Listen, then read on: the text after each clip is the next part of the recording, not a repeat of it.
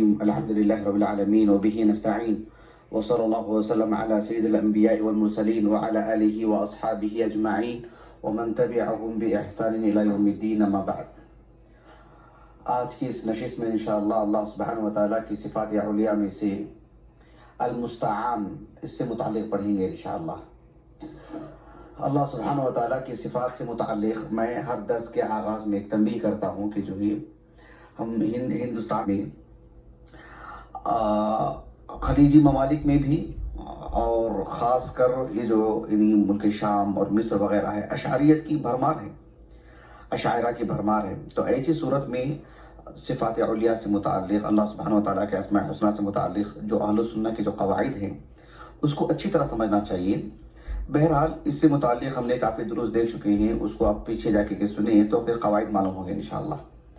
تو آج کی اس نشست میں المستعان اس سے متعلق پڑھیں گے انشاءاللہ. عربی زبان میں العون کہتے ہیں مدد کو، یعنی کسی کی مدد کرنا. کسی کی مدد کرنے سے متعلق عربی زبان میں اور خصوصاً قرآن مجید میں جو الفاظ استعمال کیے گئے ہیں بیشتر الفاظ ہیں. اعانہ کے معنی آتے ہیں مدد کرنا، استعانہ کے معنی آتے ہیں مدد طلب کرنا. جیسے کہتے ہیں نصرہ کے معنی آتے ہیں مدد کرنا، استنصرہ مدد طلب کرنا باب استفعال سے. تو استعمال کیے ہیں. میں نے جو گزشتہ درس تھا ابھی ہمارا اللہ سبحانہ وتعالیٰ کی صفات میں سے الترک یعنی چھوڑنا، اس سلسلے میں نے بتایا تھا کہ قرآن مجید میں چھوڑنے سے متعلق متعدد الفاظ آئے ہیں. کسی چیز کو چھوڑ دینا ایسے ہی. تو اگر آپ ترجمہ کر کے پڑھیں گے تو اپنی چیز یہی لکھا ہوا رہے گا کہ چھوڑ دینا. جیسے وَإِذَا الْعِشَارُ عُطِّلَتْ، عُطِّلَتْ مطلب جو ہے اس کے معنی چھوڑنے کے نہیں آتی ہیں، ایک مخصوص انداز میں چھوڑنا. فَخَلُّوا سَبِيلَهُمْ صرف چھوڑنے کے معنی نہیں ہے کہ ان کا راستہ چھوڑ دو، ایک مخصوص انداز، ایک مخصوص کیفیت کے ساتھ. تو چھوڑنے سے متعلق جو قرآن مجید میں الفاظ استعمال کیے گئے ہیں وہ ایک الگ مباحث ہے. ویسے ہی فعززنا بثالث، کیا معنی وہاں پر عززہ کے مدد کرنا. تو وہ مدد کرنا آپ کو ترجمے میں ملے گی وہ چیز، لیکن جو ہے وہ کس خاص انداز کی مدد ہے وہ اصل چیز ہے. ظاہرہ کے معنی بھی مدد کرنے کے آتے ہیں، ایدہ کے معنی بھی مدد کرنے کے آتے ہیں، نصرہ کے معنی بھی مدد کرنے کے آتے ہیں. یہ سب الفاظ مدد کرنے پر ہی دلالت کرتے ہیں. لیکن یہ جو اعانہ یا مدد کرنا یا استعانہ مدد طلب کرنا یہ ایک عام معنی میں ہے. قرآن مجید میں یہ لفظ بھی بہت استعمال ہوا ہے. فَأَعِنُونِی یعنی جو ذوالقرنین نے کہا تھا کہ جو ہے یعنی آپ میری مدد کریں. جو یاجوج ماجوج سے متعلق انہوں نے کہا تھا کہ میں اس کو بند کر کے رکھنے جو دعا سکھائی ہے کہ ایاک نعبد و ایاک نستعین، ایاک نعبد و ایاک نستعین و ایاک نستعین یعنی اللہ سبحانہ وتعالیٰ سے ایک بندہ یہ کہتا ہے کہ اے اللہ ہم تجھ سے ہی مدد طلب کرتے ہیں. یعنی اللہ سبحانہ وتعالیٰ کی ذات یعنی اس کے صفات میں سے ہے کہ المستعان. اللہ سبحانہ وتعالیٰ اس سے متصف ہے کہ اللہ سے مدد طلب کی جائے، بلکہ اللہ نے اس کا حکم دیا یا ایھا الذین آمنوا استعینوا بالصبر والصلاۃ. چاہے معاملہ یعنی عبادات کا ہو، چاہے معاملات کا ہو، چھوٹی موٹی چیز بھی ہو، اللہ سبحانہ وتعالیٰ سے مدد طلب کرنا کسی طور پر بھی.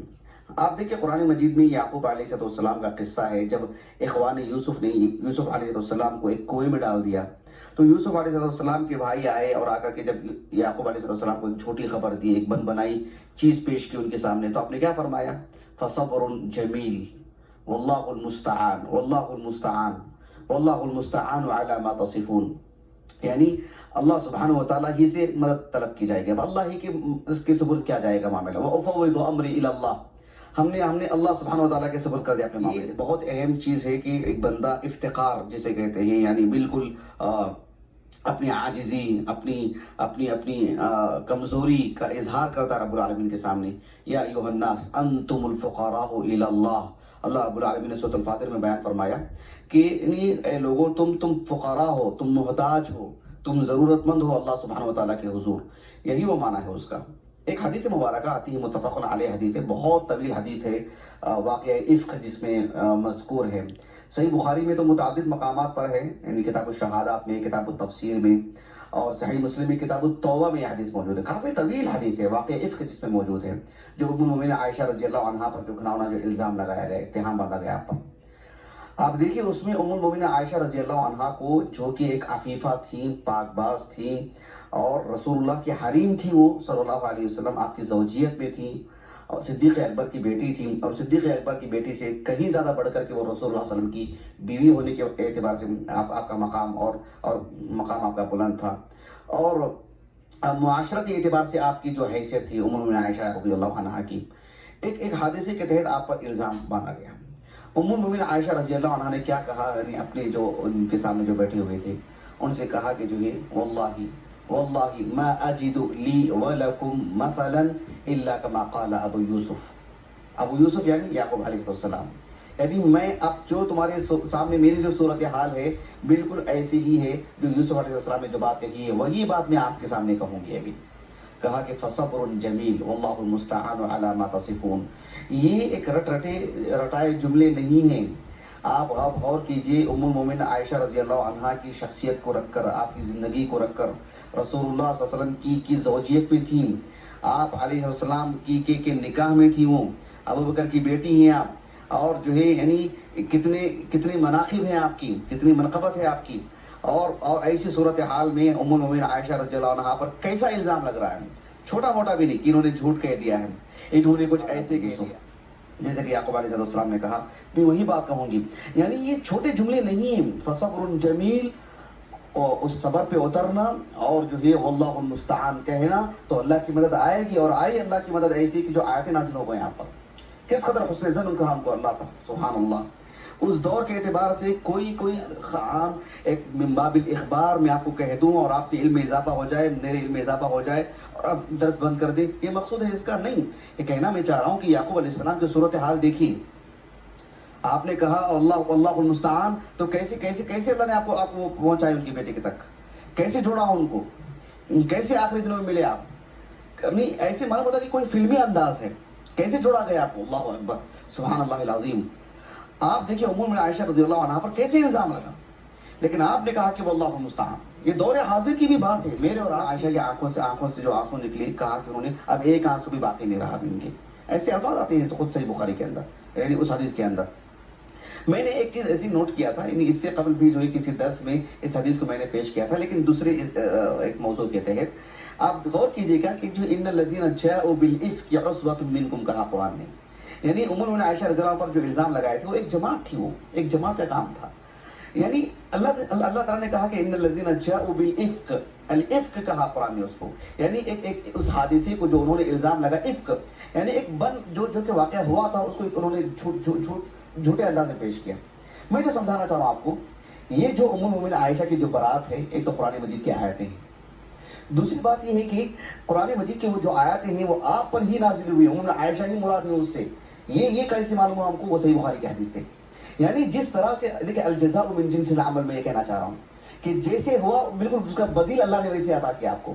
جھوٹوں کی ایک جماعت نے آپ پر الزام لگایا اور آپ کی برات کو اللہ سبحانہ و تعالیٰ نے آیتیں نازل کی قرآن مجید میں، اور قرآن مجید کی جو آیتیں ہیں اس سے مراد عائشہ ہی ہیں رضی اللہ عنہا، اس کا ذکر تو ہمیں صحیحین میں ملتا ہے، جو کتب حدیثیہ کا سب سے اعلیٰ مقام۔ امام زہری رحمہ اللہ کس سے روایت کرتے ہیں؟ ایک ساتھ سعید بن مسیب سے، عروہ بن الزبیر سے، اور عبید اللہ ابن عبداللہ ابن عتبہ ابن مسعود سے، اور علقمہ بن وقاص سے، سب جو ہے کبار تابعین میں سے ہیں، سب جہابذہ ہیں۔ ایک جھوٹے نے ہم پر الزام لگایا تو سچے لوگوں کو ہمارے لیے کھڑا کرے گا رب العالمین۔ ان اللہ یدافع عن الذین آمنوا، اللہ تعالیٰ ہمارا دفاع کرتا ہے۔ تو اللہ سبحانہ و تعالیٰ المستعان ہے، اللہ سبحانہ و تعالیٰ سے مدد طلب کی جاتی ہے۔ ایک حدیث مبارکہ ہے جسے امام ابو داؤد رحمہ اللہ نے اپنی السنن کی کتاب الصلاح میں اس حدیث کو لے کر کے آئے ہیں۔ حدیث کے راوی معاذ بن جبل ہیں رضی اللہ عنہ۔ اس حدیث پر امام ابو داؤد نے سکوت اختیار کیا ہے رحمہ اللہ، شیخ البانی رحمہ اللہ نے اس حدیث کو صحیح کہا ہے۔ حدیث کیا ہے؟ معاذ بن جبل رضی اللہ عنہ کہتے ہیں کہ آپ علیہ السلام نے، دیکھیں سنیے یہاں پر اللہ کے رسول نے کہا ان سے، اللہ اکبر، آپ علیہ السلام نے ان کا ہاتھ پکڑا معاذ بن جبل کا اور کہا کہ یا معاذ واللہ انی لاحبک، واللہ انی لاحبک، 2 مرتبہ اللہ کے رسول نے کہا، معاذ بن جبل سے کہا اللہ کے رسول نے صلی اللہ علیہ وسلم، جس بات کو آپ کہنے جا رہے ہیں کس قدر متوجہ کروا رہے ہیں۔ آپ نے کہا کہ یا معاذ انی لاوصیک، میں تمہیں ایک بات کی وصیت کرتا ہوں، یعنی بہت ہی اہتمام کرنا اس بات پر، تاکیدی طور پر یہ بات میں کہہ رہا ہوں آپ سے۔ یہ کہا اللہ کے رسول نے ان کو صلی اللہ علیہ وسلم، کہا کہ لا تدعن فی دبر کل صلاۃ، تقول کہ ہر فرض نماز کے بعد فرض نمازوں کے بعد اس دعا کو پڑھنے سے کبھی چوک نہیں ہونی چاہیے، یہ دعا کبھی فوت نہیں ہونی چاہیے۔ کہا کہ اللہم اعنی ربی اعنی علی ذکرک و شکرک و حسن عبادتک، اعنی علی ذکرک، یعنی یہ دعا سکھا رہے ہیں کہ اللہ سبحانہ وتعالی المستعان ہے، جس سے مدد طلب کی جاتی ہے، کہ اے اللہ تیرے ذکر کی مجھے توفیق عطا فرما، مجھے قوت عطا فرما۔ حالانکہ ذکر کا تعلق کس سے ہے؟ بدنی عبادت ہے وہ، جس کے لیے کوئی مطلب صلاۃ اللیل پڑھنے ہے نہیں، لیکن جو ہے سبحان اللہ ایک ایسی عظیم عبادت ہے، آدمی لیٹے لیٹے بھی پڑھ سکتا ہے، لیکن توفیق الہی کی ضرورت عبادت بن کر کے، تو پھر وہ اصل چیز ہے، وہ توفیق کی ضرورت ہے رب العالمین کی۔ کہا کہ رب اعنی علی ذکرک و شکرک و حسن عبادتک، یہ دعا سکھائی اللہ کے رسول نے۔ معاذ بن جبل نے رضی اللہ عنہ اس دعا کو جب اپنے شاگرد ابو عبداللہ الصنابحی رحمہ اللہ کبار تابعین میں سے ہی ہوں، تو ان کو جب اس حدیث کو سنا تو کہا کہ واللہ انی لاوصیک بہ، کہا کہ میں تم کو اس بات کی تاکید کرتا ہوں جسے اللہ کے رسول نے مجھ سے کہا۔ جو صفت ہوتی ہے اللہ تعالیٰ کی، اس کو نام نہیں بنایا جاتا۔ جو نام ہے اللہ تعالیٰ کا وہ خود بخود اللہ تعالیٰ کی صفت ہے، لیکن اللہ کی کسی صفت کو رکھ کر اس کا اللہ کے لیے نام بنانا یہ مناسب نہیں ہے، یہ غلط طریقہ ہے۔ تو اللہ سبحانہ وتعالیٰ کے اسماء الحسنہ میں سے المعین ایسا نہیں ہے۔ بعض لوگ جو ہے عبد المعین نام رکھتے ہیں، آپ نیٹ کی دنیا میں جا کر کے دیکھیں عبد المعین نام رکھتے ہیں، عبد المعین درست نہیں ہے، معین اللہ تعالیٰ کے اسماء الحسنہ میں سے نہیں ہے، یعنی کہیں بھی یہ ثابت نہیں کہ اللہ سبحانہ وتعالیٰ کے اسماء الحسنہ میں سے المعین ہو۔ تو ہم نیٹ کی دنیا پہ دیکھتے ہیں کہ اس کے ساتھ باقاعدہ عبد لگا ہوا ہے، عبد المعین، یہ بہرحال درست نہیں ہے، عامت الناس میں یہ چیز منتشر ہے۔ بہرحال یعنی جہاں تک ہماری آواز جاتی ہے، جہاں تک ہماری پہنچ ہے، جہاں تک ہم اصلاح کر سکتے ہیں ہم کریں۔